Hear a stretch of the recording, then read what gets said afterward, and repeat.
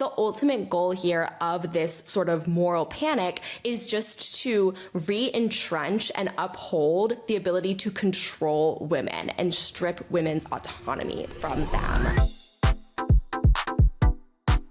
Welcome back to Free Speech Friday, my series where I cover the fight for free expression, privacy, and civil rights online. A few days ago, 18-year-old social media star Lil Tay made over $1 million by launching an OnlyFans account shortly after her 18th birthday. Even though she apparently only posted safe for work content to her page, the launch generated a massive backlash online. People on the left and the right are now calling for OnlyFans to be banned and for the criminalization of porn. On today's Free Speech Friday, I want to talk about Lil Tay's rise up to this point, what actually went down with her OnlyFans launch, and how this viral moment is already being weaponized to silence speech, dismantle civil liberties, and push dangerous censorship laws that would lead to even more exploitation of women and children online. To do this, I have Kat Tenbarge here. Kat is an amazing journalist who covers misogyny and the internet on her newsletter, Spitfire News. Hi, Kat. Welcome to Free Speech Friday. Hi, Taylor. Thanks so much for having me. To start off, I want to back up a little bit. And for people that don't know or forgot, because it was kind of a while ago, I want to explain who Lil Tay is. Lil Tay first came onto my radar back in 2018. I wrote this big piece for The Atlantic called The Lil Tay Saga Reaches Its Logical Conclusion. But I feel like I had first seen her videos go viral on Instagram. She was known as the youngest flexer on Instagram, and she was basically cosplaying as a 9-year-old rapper sitting in a bathtub rolling around in fake money. Yes, the most visceral memories I have of her from the very beginning are youngest flexer of the century and her being in a parking garage where she's surrounded by luxury cars. She's getting out of the car. She's throwing money around, and people were obviously taking it as a meme, as a joke, but there were also a lot of questions of who is this child and how did she get this money and is any of this real? It's so funny because the videos that she was doing back then, I feel like today wouldn't be considered controversial.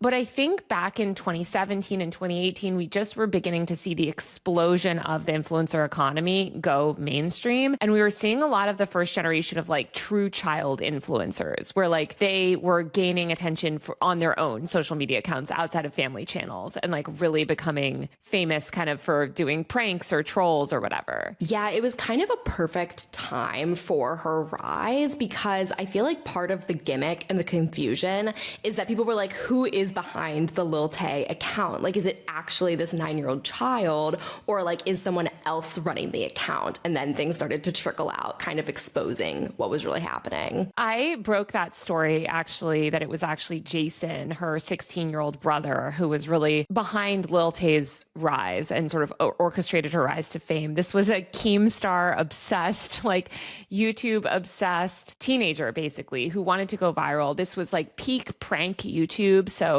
everything that was ostentatious, offensive, garish, was doing well online. I mean, he had tried to actually, I think, work for Keemstar or something. Keemstar was the host of Drama Alert. He was just this super YouTube pilled kid. And he saw his younger sister and was let me make her viral, basically. She's my ticket to fame. I remember when you broke that story because it was such a viral obsession and it was such a satisfying reveal to know that there was someone behind it, but it's also so sad. I think from the get-go, I was always this is a very clear-cut case of there's a level of exploitation here, and the more that you reported on it, the more clear that became. She had a big feud, I don't know if you remember as well, with the Cash Me Outside girl, Danielle Bergoli, and Whoa Vicky. There was this whole sort of cadre of young influencers coming up. She was the youngest. I think those girls were maybe 13, 14, but it was all this sort of next generation kids leveraging the internet to just get lots of attention. And yeah, it was bleak. So what ended up coming out about Lil Tay, largely in my story and elsewhere, is that Jason, her brother, had sort of pushed her into fame. Her mother, Angela, did not speak any English. She was the daughter of this very messy divorce. The father was in Canada. The mom had moved to LA at Jason's behest, basically, and they were all living together while Jason sort of bullied the mom and bullied Lil Tay into making content. That, sort of went on for a little while, and then finally the father got involved. legally forced Lil Tay to move back home to Canada and was like, okay, that's enough. You need to be off the internet and you need to be back in school. Yeah.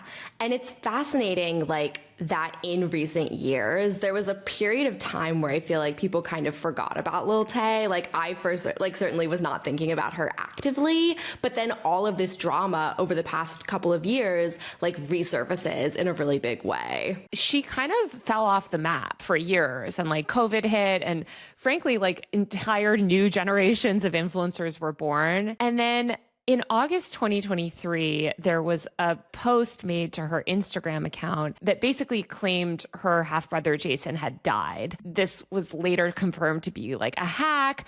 People were sort of unclear whether it was a publicity stunt because it sort of got people talking again and it got Lil Tay back in the spotlight. And suddenly it was like, wait a minute, is somebody on her account? Did her brother really die? Like, what's happening? She went from being kind of like a short-lived meme back in like 2018 to a few years later, the narrative just becomes like, it's again like, who is behind all of this? Because every time she resurfaces in the public eye, it's some sort of viral stunt. And a lot of times it's like a death hoax. So that was August 2023. And then September 2023 is when she like really reemerges. I don't know if you remember, but she was doing these like long Instagram lives. It was really chaotic. She was sort of calling people out. And then she released her first single, music, called Sucker for Green in September 2023. And that sort of ended this 5-year hiatus off the internet that she had had. And she basically tried to reemerge as like a pop star and shot this elaborate music video and seemed to be kind of maybe like entering into the music industry. It's so unfortunate, but that song was such an earworm for me.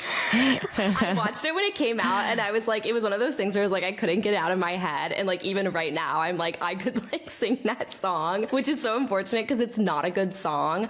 But I also remember when it came out and like watching the music video, my thought as well was I was like, they're really adultifying her. Like, she's still a teenage girl, but she was wearing like outfits that pushed the line, like towed the line of what was age appropriate. And I didn't make any comment on it at the time because I feel like discourse around this always is just like harmful to the child because it always becomes like shaming the child, like sexualizing the child. But it was a very clear trajectory of this exploitation that you saw from the very beginning. Like, she was being objectified and she was this product.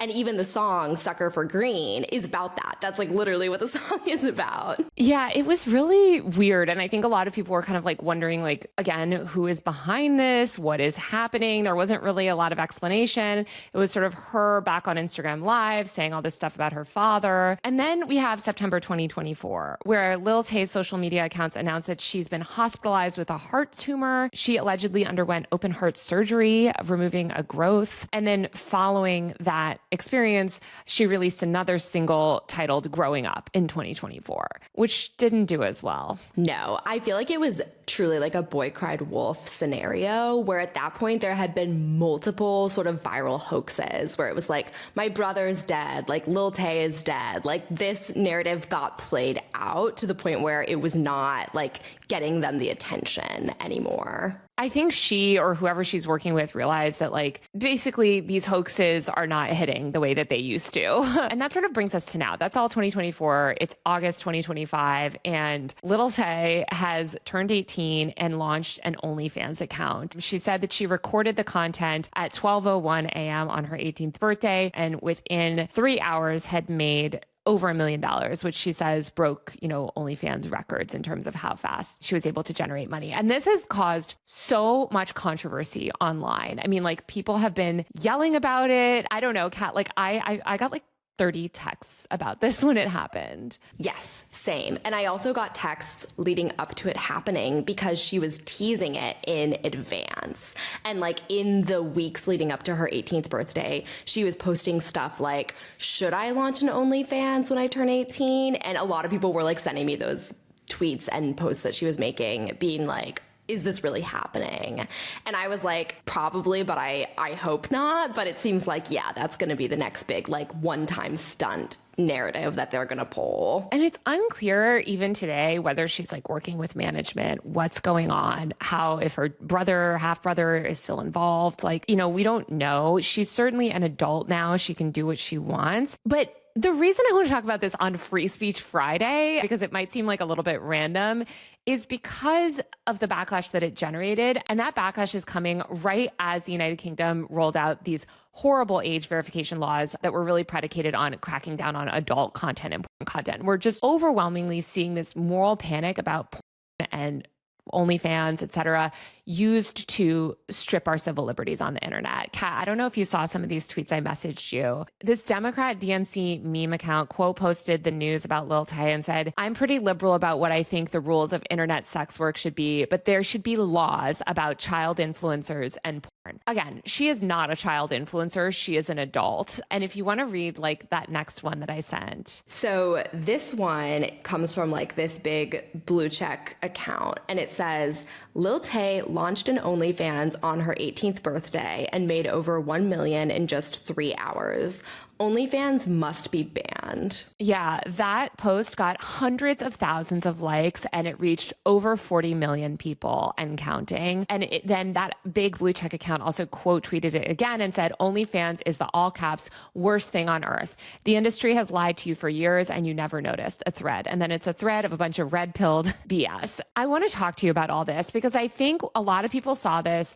They were sort of horrified, right, by this, like, you know, this very tragic situation of this young girl. But their response is not to criticize the men, criticize the patriarchy, criticize the systems that sort of led to this, but it is to ban OnlyFans, the platform that has enabled basically safe sex work for millions of people, and to censor women off the internet. You're seeing a lot of this, like, women shouldn't be allowed to do until they turn 21. And it's always women, by the way. They never talk about men. And this really reactionary rhetoric. So I'm wondering kind of like, what have you been seeing? There's sort of the knee-jerk reaction from the left and the knee-jerk reaction from the right, but they're the same. They're ultimately the same sort of bias and stigma.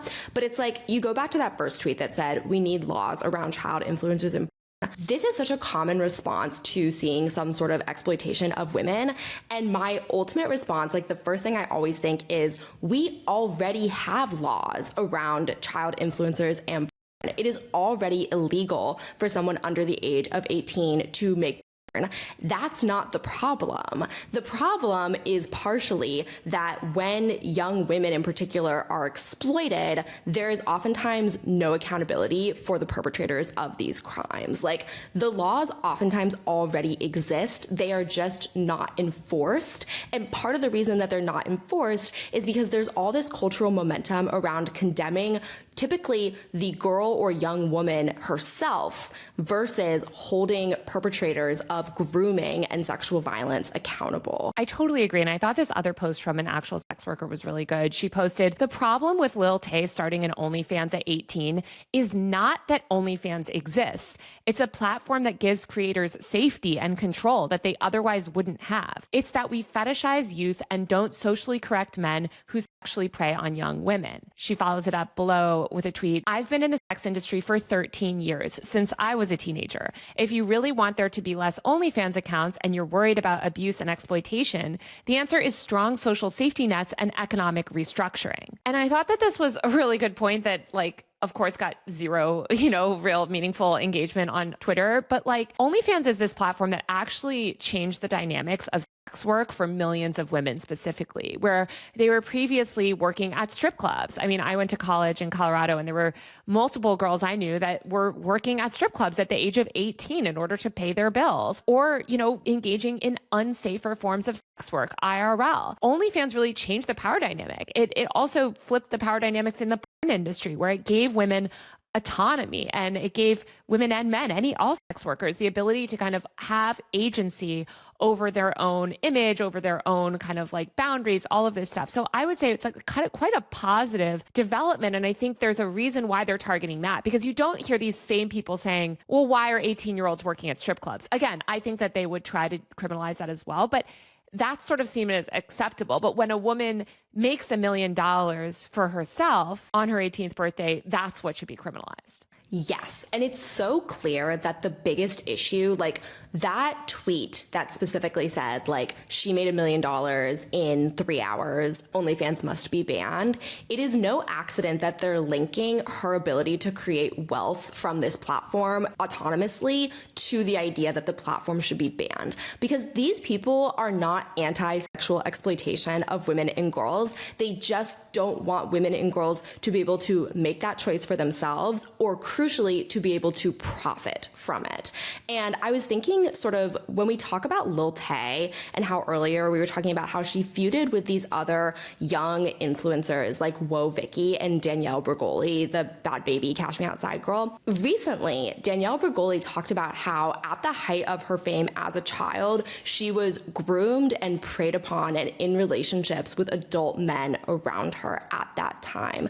And you don't see really any outrage around that, even though, like, that is what happens to young women so commonly, and that is like the root of this desire for people to purchase Lil Tay's OnlyFans content like the second she turns 18, is like it's this much broader systemic issue of abuse. And the thing about OnlyFans is that it is not only like a way for women to actually profit autonomously from that fetishization of youth, but it's also happening out in the open, whereas people would prefer this type of abuse and predation to happen behind closed doors, because that way they don't have to see it and they don't have to think about it. Yeah, exactly. I mean, Danielle Bregoli also launched an OnlyFans. She made $1 million in the first 6 hours, and she's so far earned $75 million from her OnlyFans account. That doesn't excuse the abuse that she went through, when she was younger. But like you said, Kat, I think there's this anger when women seize economic control, right? Or when they turn 18 and they start to kind of make these decisions. Like, do I think that she's making these decisions in the best headspace? Like,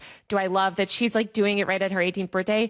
No, but again, like I said, I mean, I had friends in college that like they turned 18 and went to the strip club because they knew that they could make money. And we have this fetishization of youth as well, where like the same people posting this are also posting things that like, women need to have kids as young as possible. Their eggs are drying up. Like they're the one posting like all of this like ageist red pill bullshit all day online. And so it's like they fetishize youth. They built this entire culture around kind of like young girls and the exploitation of young girls. But when a young girl actually starts to benefit economically from that, that's when they have the problem. Exactly. And I noticed when I was reading the replies to these types of tweets, there were a lot of people like sort of espousing this rhetoric, a lot of men in the comments who were basically saying like, the problem isn't that her OnlyFans content exists. The problem is that men are paying for it. Because there's this really common refrain that basically is like, you're less of a man, you're less masculine if you pay for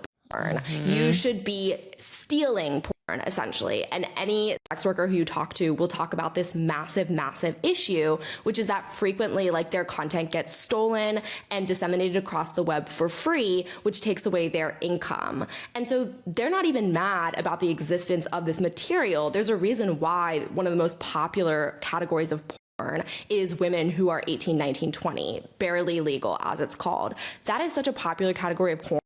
The problem is they don't want those women to profit from it. They want to be able to essentially steal that and use it as a tool of exploitation purely. I think there's also this like deep paternalism and this moral panic around porn. Obviously, we're seeing it happen right now in the UK and in the US, where it's being used to strip our civil liberties, right? Like, this is the reason why the UK rolled out age verification, which is all about tying your offline identity to your online behavior. You now have to scan your face to use Spotify and YouTube and all of these platforms. We're seeing mass censorship, where you're seeing basically entire subreddits about abortion, reproductive justice, r/periods is censored in the UK.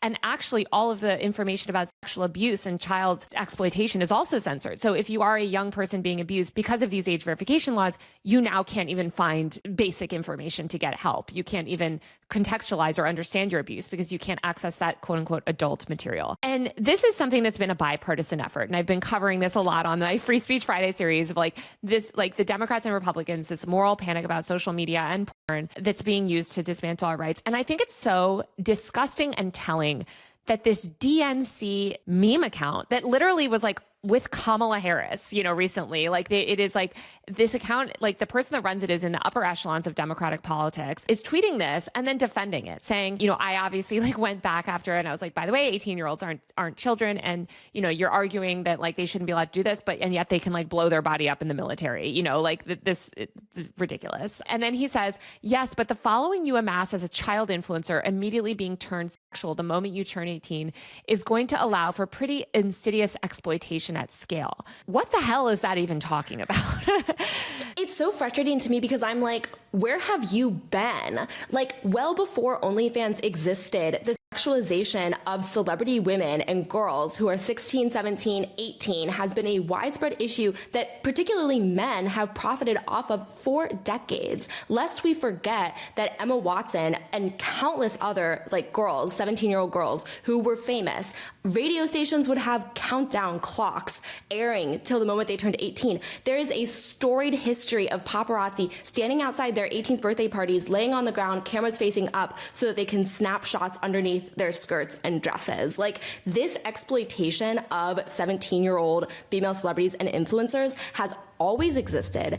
It will not stop existing if we ban porn or ban OnlyFans. It will just take their ability to monetize it away from them and make sure that only men, predatory men in the media, can monetize it. Exactly. And I think it's so disgusting and insidious that this is coming from Democrats. This is coming from a Democratic account that says, yeah, I'm pretty liberal, right? You're not pretty liberal, actually. You're actually pretty fucking reactionary, because the stuff that you're pushing is far right and reactionary rhetoric that strips women of agency. And like you said, this account is not getting morally outraged about the patriarchy. It's not tweeting about the exploitation of women. It's not saying, hey, why do we fetishize and sexualize youth more broadly among women? Why, if you go to the comments on my YouTube page, although I try to monitor a lot of them, most of them are you're old, right? Or or they have all these weird age conspiracies where people are claiming you're secretly 45, you're secretly 47, or you're secretly older than we think. And that somehow makes you irrelevant as a woman. That's the culture that we need to fight back against. And of course, these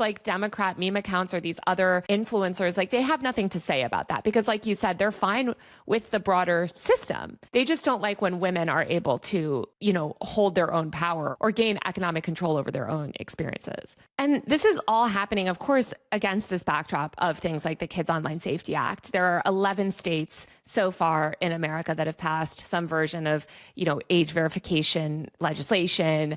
And of course, Project 2025, which wants to strip all women of our civil liberties and rights. Yes. And it really blows my mind that you will have these exact same people talk about Project 2025, and you have to question whether they have any idea what they're talking about, because I have not read Project 2025 in its entirety. I know it's 1,000 pages long, but I have searched for all of the sections that have to do with porn. I've searched for all the sections that have to do with trans people and with women's rights. And it takes you 10 minutes to read through, and it is spelled out very, very clearly and explicitly that their plan that is in action, that is already happening and has already had massive consequences, is to take porn, criminalize porn, and then associate not only sex workers who do not deserve to be criminalized, but also to associate trans people, LGBTQ people, women's rights organizations, sexual education, associate all these things under this label of pornography,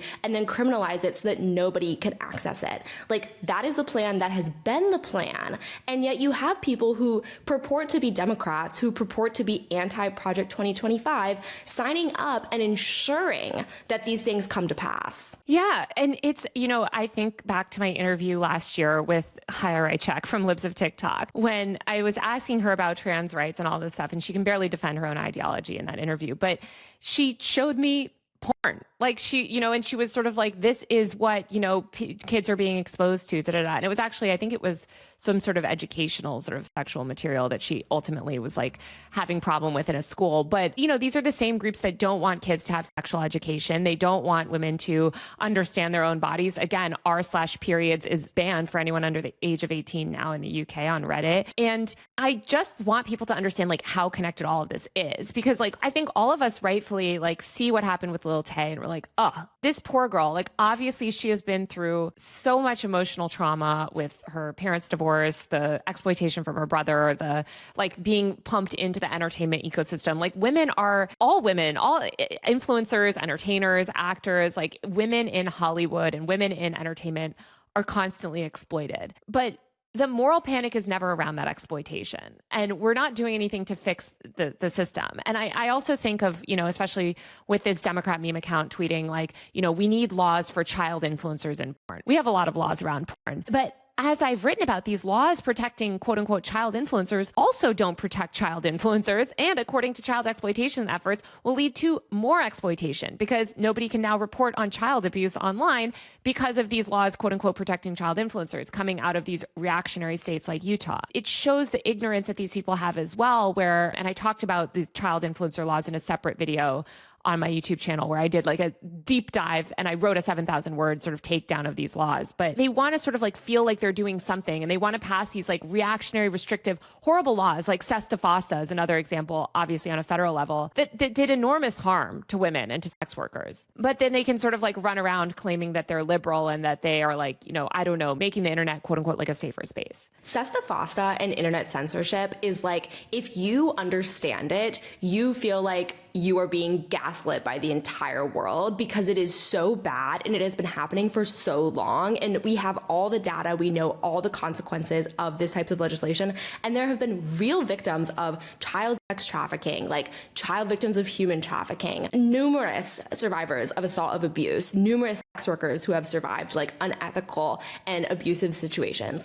All of those people will tell you these legislations do the exact opposite of what people say they will do. They are not just ineffective, they make everything worse. Sesta Fosta made sex trafficking worse. It made it harder for law enforcement to track down what was going on. It did not save anyone. Literally, like 0 people were saved or rescued from sex trafficking. It's all just like a fantasy.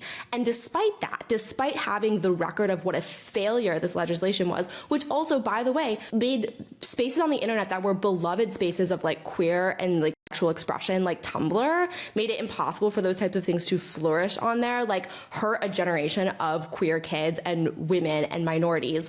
All of that already happened, and despite that failure, you now have this massive push for things like COSA, which is like even worse. And people don't know about this and they're shocked when it happens. But then you also have people who do know about this who will still trumpet this horn, people who are Democrats, who will say like, we are protecting kids, like we are holding big tech accountable. Meanwhile, this is what big tech wants. Yes. This is a gift to big tech. And it's just so maddening. Yeah, it's wild how you see this rhetoric and frankly this anti-porn rhetoric from leftists. Like this other person in the thread that I was fighting with on Twitter, of course, like has the rose emoji in the bio. And you hear these people too saying like, well, I want to crack down on big tech. Like I want to, I think tech is bad. And I think a lot of these people on the left have such a rudimentary understanding of technology and the internet, and they almost have like worse media literacy, I would say, than the boomers around some of this stuff, because it is, as you said, a massive gift to big tech. Age verification, quote unquote, online safety laws, all of that. What it does is it gives the platforms basically carte blanche to censor anything that they want in the name of protecting children. And it mandates that they collect even more data. These predatory tech platforms would love to be able to harvest unlimited amounts of data on children, including biometric data, location data, like all of this detailed information, not just on children, but on everyone. And these laws mandate that that happens. Also, who do you think is running these age verification schemes? It's Peter Thiel's companies. It's Palantir. It's like I can't remember the name of the other age verification startup that Peter Thiel invested in, but it is big tech. It is Silicon Valley billionaires. They are investing very heavily right now into the surveillance state, and things like the Kids Online Safety Act, age verification, all of this stuff, that is a further expansion of this surveillance state that these billionaires are building. So you are an absolute moron if you think that you are somehow, fighting against big tech by backing things like age verification verification. You are giving a multi-billion-dollar gift to Peter Thiel and to the worst, most evil Silicon Valley billionaires. 100%. And it's like, when you look at age verification and internet censorship, there are like layers of sort of illiteracy around multiple different issues at play here,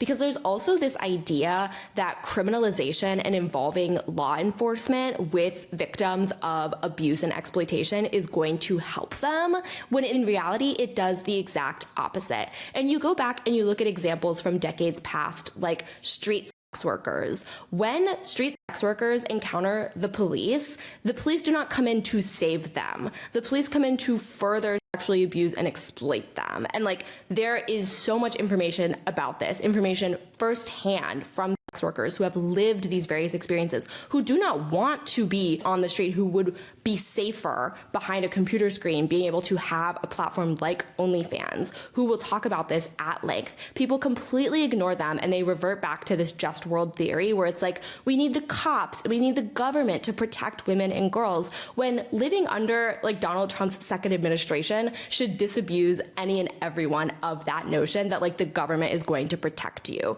The other thing is, like, lest you need any more examples of how backwards legislation like COSA is, Elon Musk and Linda Yaccarino were both completely on board with COSA last year, despite X being the cesspool that it is. And I remember talking to a mother, a former journalist who is one of the like pro-internet censorship advocates supposedly on the left. And I asked her, like, how can you be essentially collaborating with someone like Elon Musk? And like, how do you think that you both have the same shared goals? And something she said to me was like, I've learned that from getting into politics, you will make very strange bedfellows. And I'm like, no, what that means is that you are now in bed with the right. Like, you think that you're using them to achieve your goals, when in reality, you are being used by the right to achieve their goals. And I feel like that is such an undercurrent of so much of what is happening at like the federal and state level of government right now, is like the left thinks that the right is operating in good faith, when in reality, like, the right is laughing in all of our faces as they use these people on the left to do exactly what they said they were going to do in Project 2025. Exactly. It is so depressing how kind of like bipartisan all of this is. And I think that's also because a lot of people on the left have spent years just chugging this moral panic bullshit about social media.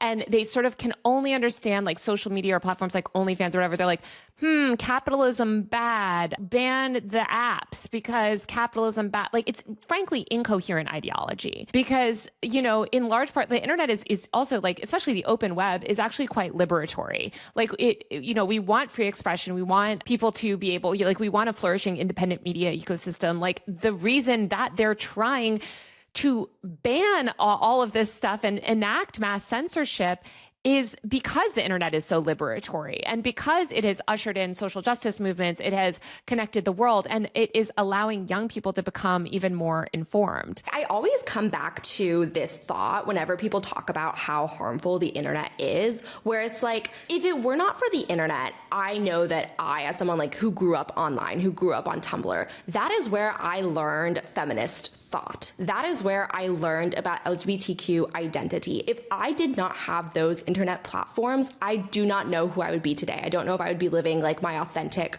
free self. And that to me is so frightening. Like, the thought of, if I had never been exposed to feminism, if I had never been exposed to like queer culture and queer identity. And that is exactly why Marsha Blackburn says, like, we are going to get the porn off the internet so that kids stop being transgender. Like, they just say it out loud. And I feel like so many people on the left also don't think it will come back to affect them. They view themselves as like on some neutral ground that is so far removed from the consequences of all of this. And when their content actually starts to get censored and they can't find things anymore, it's like, why is this happening? Like, why did this happen? And I'm like, because simple cause and effect. If anyone thinks that like they are somehow immune from the consequences of internet censorship or like these broader anti-porn sentiments, like, you are so sorely mistaken. And it just like, it shows such a lack of also historical literacy, because I think back to how, and this is still an ongoing thing, like sex education is not like a widespread accessible thing.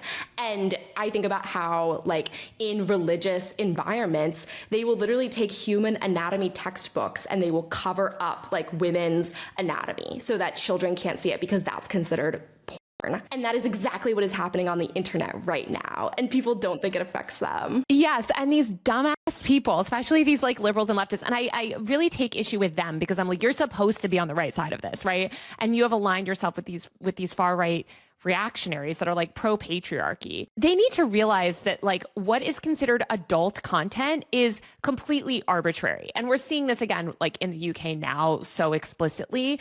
But yeah, all LGBTQ content will be adult. Like anything that they don't like is quote unquote adult content. And I do think that certain leftists have started to grasp this with like Israel and Palestine, where they're like, why can't I say the word Gaza? Or like, why am I getting censored? It's like, okay, yes. Now take that and extrapolate that out and realize that this system that you're sort of either complacently going along with or even advocating for, like, is the reason that this is happening. And I think that's what also bothers me about like when I see these leftists pushing this reactionary rhetoric about social media, the moral panic. It's the Jonathan Haidt stuff. There was another super viral tweet from this guy, again, rose emoji in bio, that says, every parent really does need to be telling every other parent that you gotta not give them a phone until high school and have a game plan for limiting short form video online. That really is the entire ball game right now. Basically, it's just talking about like how you need to restrict kids' internet access, get kids off the internet, don't give them a phone until high school. Like, it's just absurd because we know actually that kids that get smartphones earlier have better mental health. I wrote about this. Like we have actual like data that shows that the primary way that young people use smartphones is to text message and connect with friends. And I'm not advocating for kids to have unlimited screen time to watch like YouTube slop videos, but we need to teach kids to interact with technology. And there's this massive like effort, again, along with this age verification stuff, to keep kids ignorant. Like they don't want kids to have a phone. They don't want kids to have internet access. They don't want kids on social media. And then they want those kids to turn 18 and have just been mainlining government propaganda and, you know, right-wing bullshit for 18 years and then vote, you know, how they want them to vote, which is certainly not progressive. I think it's interesting. Like, I haven't seen a lot of people make the connection that Sesta Fosta and the impacts of internet censorship based around things like sex trafficking and pornography has already had cascading effects in terms of making young people more conservative because they are not on the same internet. Like, again, I think back to the internet that I grew up on, which was extremely left. And I was constantly on a daily basis being exposed to radical feminism, like radical progressive politics. And they're not getting that to the degree that I was getting that. And a big part of that is because Sesta Fosta like shut down so much of this important information online. And I really think that people just have lost their grasp on reality because I'm like, do you think that in the United States today, kids are going to just be exposed to like high quality information about the world through traditional sources? Like, you know that they're not. But I just feel like people are so captured by like the emotions behind this conversation and the fear mongering behind this conversation that they are not actually like engaging with reality. Yeah, and they've bought into this right-wing campaign that has framed social media as a bad thing and destroying kids' mental health and doing all these evils in the world. And then the leftists have sort of bought into that again because they're against quote unquote big tech, but they're not really against big tech, as we said. I mean, another way that age verification is a gift to big tech is that it ensures everything that you just talked about, Kat, like those feminist spaces, or I think of like these disability justice forums. Like when I became immunocompromised, like I found so much information from other people that were also trying to navigate the ongoing pandemic, like having no immune system and like, you know, learning about things and trading resources and finding affordable masks and tests and things like that. Like these are all happening in small communities that cannot afford to do age verification. The only companies that can afford, and every single tech reporter has like confirmed this and talked about this, especially Mike Masnick of Tech Dirt has done a great series on this. The only companies that can afford this massively expensive data harvesting machine, which is age verification, are going to be big tech companies. So the reason that Meta and Google and Apple and all these big tech companies want age verification is because it automatically eliminates so much competition. You can't set up these small indie social communities or platforms online because you will not be able to do the level of age verification and data harvesting everything needed to keep it operational and to be compliant. So, you know, there's been so much talk, especially on the left, of like, we have to get off, you know, Meta and like go on places like Blue Sky or whatever. Blue Sky is barely going to be able to enact this. Like it is a huge burden. And if you think that we're going to get more indie web and a more independent, less profit-driven internet under this new system, you are delusional. Yes. No, I was literally just thinking about Blue Sky, and it's like you have a mix of people on there because there are some people who get this on there, but overwhelmingly, I would say people do not understand that like this platform that they have fled to escape Elon Musk, they are in support of legislation that Elon Musk loves because he's like, you're all gonna have to come back because like platforms like Blue Sky aren't gonna be able to exist anymore because only platforms like X are going to be able to exist. Exactly. And I think Blue Sky has reached critical mass now that they've said that like they are doing age verification. This is why you can't DM someone on Blue Sky right now within the UK without verifying your age. But I'm talking about the small indie up and coming social platforms, like, and specifically social platforms catered to marginalized groups and communities. Again, like these disability forums, these niche patient communities for rare diseases where people trade information about clinical trials, like support groups for victims of sexual assault, or support groups, like basically these social communities that are built outside the bounds of big tech that are not profit-driven communities. Many of these communities exist truly for the social good and to sort of help people. And they exist on this indie web that we should be like bolstering and enabling. And instead, we're about to basically just put the ban hammer on all of it and prop up this tech monopoly that we have of a very few amount of companies that are going to be the only ones to really robustly do this. Absolutely. I think back to a piece that I did at NBC, literally the last piece I did before I got laid off was about COSA. And I interviewed, me and my like fellow reporter, we interviewed these teenagers and young adults who are so passionately like defending the internet that they know and love against big tech, against COSA. And they were so literate on these issues. They spoke so eloquently on these topics. And then I just remember, like, I'll never forget, I interviewed Jonathan Haidt. And when I ask him like the hard questions, he literally like pulls up literature that God knows which interest group has like typed out and sent to him. And he like reads verbatim from these paragraphs, because I don't even think that like some of these people who have been propelled to the front of this discourse and are given these massive pedestals, I don't even think that they are as literate on the issues as the queer teenagers who will be affected. Jonathan Haidt, I would be surprised if that man could turn his own computer on, because he does not understand the internet. This is a man who has fallen for multiple fake TikTok trends, okay? He is a boomer who did not grow up on the web, has no understanding, and is frankly deeply misogynistic, and is one of these people that, you know, essentially he promoted the theory that like the trans contagion theory, that basically like Instagram is turning your kid trans, you know, and that's why we need to ban it. Which is exactly what Marsha Blackburn said. They are saying the exact same things. They are on the exact same side. They're reading the exact same talking points. And then you have all these leftists that are pushing this reactionary rhetoric that is just Jonathan Haidt talking points. That's like, get your kid offline, you know, disconnect your child from the world, disengage your child from the world, keep them ignorant. Don't allow them to, for instance, join a Discord and discover other queer teens, like keep them isolated and miserable. But as long as they don't have a cell phone, that's good. And it's so short-sighted. It's so short-sighted. And it's like these queer teens, it is a lifeline for them. The internet and these Discord communities and these forums where they're able to talk to other like young trans people. It blows my mind to see LGBT people join like the pro-censorship brigade, because I'm like, do you not remember what it was like to be like an LGBTQ teen? You cannot talk to your family or community about who you really are if you grow up in an environment that is like homophobic or transphobic. The internet is your reason to keep living. And when I would speak to kids about this, they would literally be like, yeah, my mental health was so bad that I don't know if I would still be here if it weren't for my online communities and lifelines. And so many young women as well. Like, I mean, the world hates women. And like you said, there are just these like amazing communities online where you could like, it's harder now, but like learn about like feminist thought. And like, I mean, that's the first time I heard about like body positivity and just like all of these sort of progressive ideals. And just to get back to Lil Tay, obviously I want her to like find happiness and peace and stuff in the world. But I think what's also interesting is that she didn't post nudes on her OnlyFans. Like the men that bought her OnlyFans thinking that they were going to get some sort of explicit content were disappointed, because she just had sort of reposted her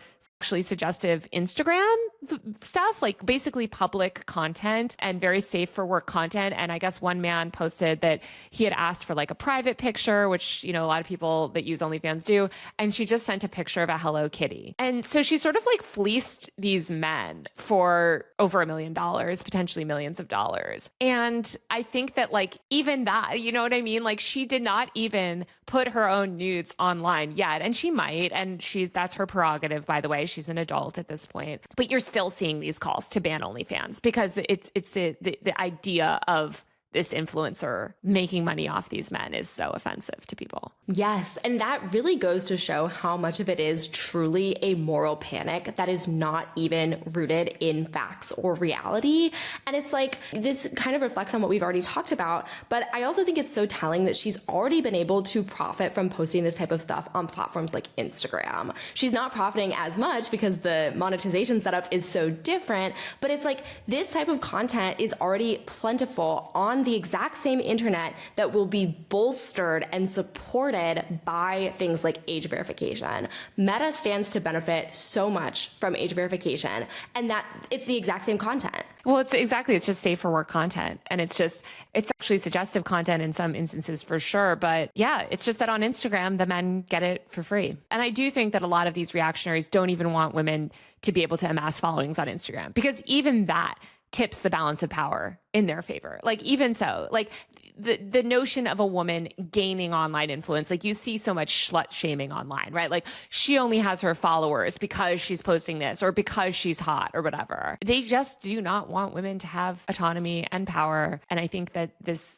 anti-porn stuff is really, really dangerous. It all comes back to garden variety misogyny and the idea that there's nothing you can do as a woman to avoid this type of shaming. And like you see it on Twitter as well. If a woman posts an outfit that's revealing, there are AI models that will put more clothes on her. But if she puts on an outfit that's chaste, there are AI models that will undress her. So it's like the ultimate goal here of this sort of moral panic is just to re-entrench and uphold the ability to control women and strip women's autonomy from them. And it's very, very obvious and transparent. And it's like the person who had that viral tweet of "we need to ban OnlyFans," if you go and look at his other content, he is literally using these threads that are espousing red pill rhetoric about porn and about the porn industry to profit from and to advertise these like anti-porn apps. In themselves, there's like a whole grift there, and it all feeds back into this manosphere ideology that ultimately revolves around like not giving women any power. Like the ultimate end goal of this rhetoric is it's telling men that like when you support OnlyFans, when you support women's right to be a sex worker, the problem is that they're taking your power back from you, and you need to do whatever it takes to like reconsolidate your power and make sure that women are actually the ones being subjugated. It's very similar ultimately to what Andrew Tate says and does and the rhetoric that he espouses. It all comes back to this like red pill, extreme, toxic misogyny. Yeah, and some of the most viral tweets that, again, people are engaging with across the political spectrum are from accounts like Rach for the Patriarchy, which is this woman, Rachel Wilson, who identifies herself as a patriarchist. She's quote tweeting something about Lil Tay. She says, "This is the sort of behavior by young women online that needs to be punished, shamed, and ostracized." And then you see all these other people tweeting about it, like accounts like Defend the West, which is a white supremacist account, saying OnlyFans needs to be seriously examined and banned, exploited through childhood for money now as an adult. And again, it's not about child exploitation. It's not about safety. Like if they cared about those things, we would have a very different legal framework than we have right now. 100%. Just the way that these child influencer laws are not about child safety and they're not about protecting child influencers. They're about censorship and control.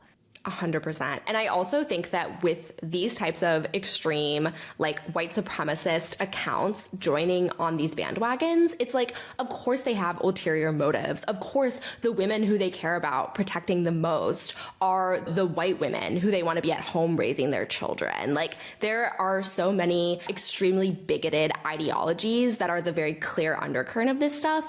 But then you have people on the left who don't recognize that and join in. Kat, thank you so much for chatting with me today. Tell people where they can continue to follow your work. You can follow my work at my newsletter, Spitfire News. It's spitfirenews.com, and I will be reporting on this and other topics there. All right, that's it for this week's Free Speech Friday. Don't forget to subscribe to my tech and online culture newsletter, usermag.co. That's usermag.co, where I write about all of this stuff and more. You can watch full episodes of Free Speech Friday on my YouTube channel at Taylor Lorenz. If you're listening on a podcast platform, please give a rating and a review on Apple Podcasts, Spotify, or wherever you're listening. Thanks so much, and we'll be back next week with a brand new episode of Free Speech Friday.